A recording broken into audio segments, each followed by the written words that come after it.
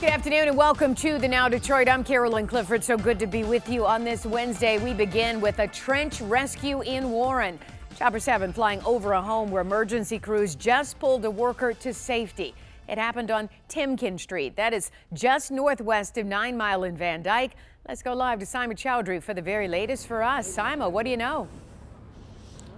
Well, Carolyn, it was some scary moments, but the worker is now out. You could see the hole that he was stuck in. We're right next to the home. We can't get a little too close right now because, as you can see, crews are still here. But we have a video of the man who is pulled out of the trench. A scary, scary moment. Again, like I said, he had fallen about an hour ago inside that hole. Now, we were told that workers were working on the foundation part of this house when something happened where that worker ended up falling and being trapped for about an hour. And it took many crews out here just to get that man some help. We were there when he was pulled out. Now they're just kind of working on cleaning up and figuring out exactly how this happened. The man was taken into the ambulance. The homeowner of the house tells us this ordeal has started because the next door home had an explosion back in July.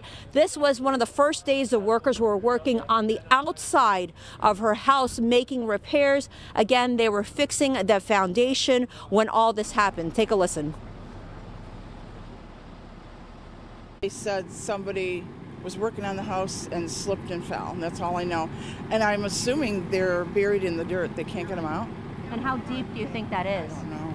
Because they had to fix the foundation and do the waterproofing. I'm assuming all the way down. I'm not sure. So how many feet is that? Do you think like 7, 10? Probably 7 or 8 feet, maybe. Again, some scary moments. With me right now is an official. Please say your name. Ted Garwood. I'm the Special Operations Chief for the Warren Fire Department. So what exactly happened here? What do we know? They had a construction crew here. They were trying to fix the foundation on the basement. There were some cracks, and they're also trying to waterproof. And there's a guy in there working, and he's about 6 feet down, and the trench collapsed on him, buried him from his waist down. He was buried? Yeah, from waist down. And so did he sustain any injuries? Yeah, well, they're looking at his leg right now. He has a leg injury. Other than that, they don't know what other type of injuries. So he was in there about an hour. It took him an hour to get him out. And what was his spirits like? Because when he did get pulled out, he was awake. He was alert. Yeah, his spirits were good. He was feeling pretty good. Just shooken up. Cold, obviously, so they're taking all the precautions they can, and they're taking him to the hospital. Do we know how that could have happened, how this accident happened? Well, typically you're supposed to have a trench box when you're doing construction work in a trench, which is a protective box where you can go and work in, so if you get a collapse like this, it will save your life. But in this instance, for whatever reason, they didn't have one, so I think they're going to have to figure out yeah, and you know, you're unstable. I'm unstable right now. The ground feels really wet. Right. Did that contribute to Oh yeah, it could. It's wet. It's clay, and you know, it's just an unfortunate accident. But you know, all in all, you guys got him out in about an hour, and so you guys are calling this a success. Yep.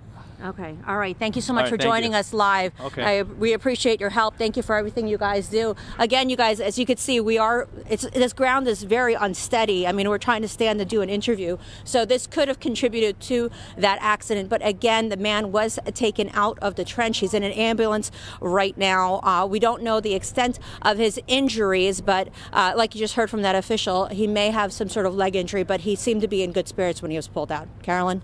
Yeah, thank goodness he's out, especially with all of that cold and being trapped in that muddy ground. So, Simon, thank you for the live report. Thank goodness he's out, and hopefully he'll be right in the hospital, and they'll check him out and give him the okay.